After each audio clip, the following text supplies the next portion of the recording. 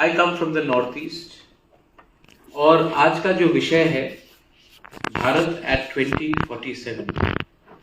तो सबसे पहले मुझे लगता है कि इस टॉपिक में ही थोड़ा सा एक गड़बड़ है, क्योंकि गोवा 1960 में आया, त्रिपुरा 1949 में आया, सिक्किम 1975 में आया। तो सबसे पहले ये यूनिफॉर्मिटी जो हम हमेशा लाना चाहते हैं, कभी वस्त्र में हो, कभी भाषा में हो, कभी खाने में हो, आजकल हम सब चीज को एक यूनिफॉर्मिटी में लाना चाहते हैं। India is very unique country. India में आप यूनिफॉर्मिटी इतने आसानी से नहीं ला सकते। मैं जानता हूं कि बहुत लोग कोशिश करते हैं, लेकिन ये एक बात है कि हमें सब इसको मान के चलना पड़ेगा कि हिंदुस्तान एक झटके में नहीं आया। बहुत लोगों ने संघर्ष किया, किसी ने गोवा में किया, किसी मणिपुर में किया, त्रिपुरा में किया, कश्मीर में किया, हैदराबाद में किया। तो आप how do you see India in 2047? There are many inaccuracies as well. Let me start. The earlier speaker spoke about education. आपने शिक्षा के बारे में बात की। मैं आपको नॉर्थ ईस्ट के बारे में थोड़ा बात बताना चाहता हूं, because I think this room is filled with North East, because most of my Tipra Motha MLAs are here. मेरे राज्य में त्रिपुरा में हमने सबसे पहले सेंट्रल यूनिवर्सिटी 2006-2007 में आजादी के 60 इयर्स के बाद एक राज्य को एक सेंट्रल यूनिवर्सिटी मिला। इससे पहले हमें कहीं और जाना पड़ता था अगर आपको क्वालिटी सेंट्रल यूनिवर्सिटी आपको शिक्षा चाहिए थी। Then you will have to travel to Meghalaya or maybe to Assam or maybe to Delhi or Bombay, Mumbai. But in your own state, we do not have a central university. We talk about India at 2047. And यहाँ में मैं आज मुंबई में आया हूँ, मैंने सुना एक दो विधायक बात कर रहे थे कि now we are doing DNA testing. मैं तो अनुसूचित जनजाति हूँ, बहुत लोग अनपढ़ गवार भी बोलते हैं। मेरे खुद के कजन ब्रदर्स लोग मुझे जो दिल्ली में हैं, जयपुर में हैं, they often consider me a lesser royal, you know, because we're from the north east. मैं आपको एक बात बोलना चाहता हूँ। यहाँ में लोग, मैं आज सुन रहा था, they were talking about DNA, they were talking about cancer research, stem cell research. मेरी यहाँ में एक विधायिका है, she comes from Gandhatwisa and Dhalai. People still die of meningitis, diarrhea and malaria. So you can't talk about India by ignoring a certain part of India. मैं आपको बोलता हूँ how I see India in 2047.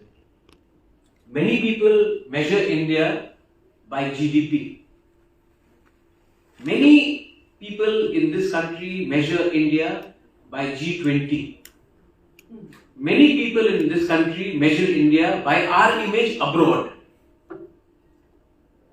I measure my India, and I'm going to keep it to maybe 8 minutes, 1 minute extra I'll speak. I see my idea of India if my community, which is only 8 to 10 lakhs, 12 lakhs, can be around in 2047, speaking our own language, wearing our own clothes, and surviving in a 1.8 billion or 2 billion population. The real India I see, अगर हिंदुस्तान को एक रहना है, हिंदुस्तान को उन्नति करनी है, तो हिंदुस्तान के छोटे से छोटे संप्रदाय को, कोई भी धर्म हो उनका, उनको 2047 में रेलिवेंट रहना पड़ेगा। अगर आपकी आइडेंटिटी नहीं रहेगी तो हिंदुस्तान क्या है, भारत क्या है? विश्व में सब आपको ताली मारेंगे, आपके लिए ताली मारेंगे, लेकिन अगर एक नॉर्थ ईस्ट का एक क्षेत्र से अगर हम बचेंगे नहीं, हमारा वस्त्र नहीं रहेगा, हमारा भाषा नहीं रहेगा, हमारा आइडेंटिटी नहीं रहेगा, हमारा अस्तित्व नहीं रहेगा, तो ये कौन सा भारत के बारे में हम बात कर रहे हैं? बहुत लोग, मैं भी उस समय जिंदा नहीं रहूंगा, लेकिन हमारा जो संप्रदाय है, हमारा जो जनजाति है, हमारा जो ट्राइबल है, जो इंडिजिनस है, वो 2047 में सर्वाइव करेगा कि नहीं करेगा? Sir, you spoke about electoral reforms. Let me tell you, the biggest problem in this country, according to me, is we talk about हम दो हमारे दो, लेकिन in India, population is the only thing which makes you win elections. Today, I don't know if somebody is from Uttar Pradesh, but Uttar Pradesh decides what 30% of India is going to decide. So we who come from Northeast, Sikkim, Mizoram, Tripura, Nagaland, Meghalaya, what say do we have in this Indian democracy? Is this country based on population? Are you going to reward population and not diversity? But what I see is that if India has to prosper in 2047, you'll have to change the democracy, as we say. We are supposed to be grateful for the great democracy. The great democracy these days only rewards numbers. Empathy has gone out. Jingoism and rhetoric has come in. So I think for us to survive in 2047, we will need to look after. When we talk about minority today, we talk about religion, but minority are also ethnicities. I speak for my region. I don't speak for the rest of the country. I think we should all speak for a region. हम लोग सबको अपने क्षेत्र के बारे में बात करना चाहिए. बहुत बार मैं जाता हूं और मैं सुनता हूं कि आपका तो छोटा राज्य है, आप तो बहुत कम हैं. जमीन, इमोशन और देश सिर्फ नंबर से नहीं बनता है, जुड़ने से बनता है. If India has to prosper in 2047, we'll have to think for a new economic policy. We'll have to think about climate change, because we are not living in an insulated world. We have to think about unlearning what we have learned in the last 60 years. I'm not saying unlearning after 2014. I'm talking about unlearning throughout, because there are many things that we have to learn. And politically, we are, some of you यहाँ में तो आप लोग legislators हैं, leaders हैं, मुझसे बहुत ज़्यादा जानते हैं, लेकिन मुझसे त्रिपुरा से ज़्यादा नहीं जानते. जैसे कि मैं भी, कोई छोटा नहीं है, कोई बड़ा नहीं है, इमोशन सबका एक होता है.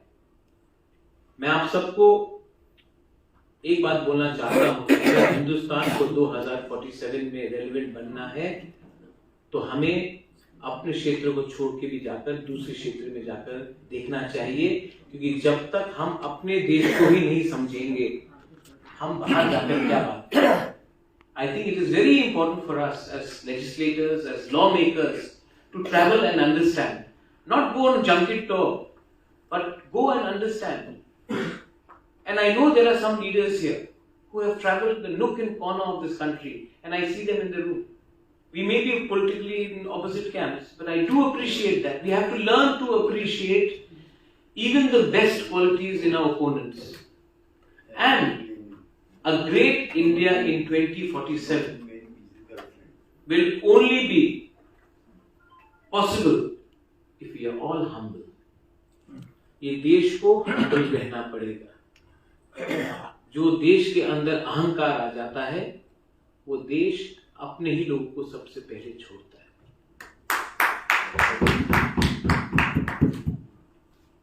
फाइनली मैंने थोड़ा ज्यादा समय लिया. मैं आपसे भी चाहता हूं कि आप भी इस सेशन के बाद हमसे बात करें. हम भी आपसे सवाल पूछिए, आप भी सवाल पूछिए, लेकिन हॉस्टिलिटी नहीं होना चाहिए. आजकल 9 बजे के टीवी चैनल्स में मैं देखता हूं, हर जगह में India Pakistan line of war, ये इतना इस देश में इतना, why is there so much of anger? Why are we so upset? क्योंकि they are paid for it. Yes. Tyagi ji तो सब जानते हैं. ये गुस्सा को भी हमें त्यागना पड़ेगा त्यागी जी. और जिस दिन ये कब तक ये चलेगा, ये कब तक ये चलेगा, और जब तक ये चलेगा इस मुद्दे में कोई बात नहीं करेगा. हिंदुस्तान, भारत, इंडिया, आप उसको कुछ भी कहे, ये किसी एक व्यक्ति का जागीरदारी नहीं है, ये हम सब की विरासत है. and that virasat has to be maintained through collective responsibility, humility, and unity. Belai belai no hambai. Thank you. Very good.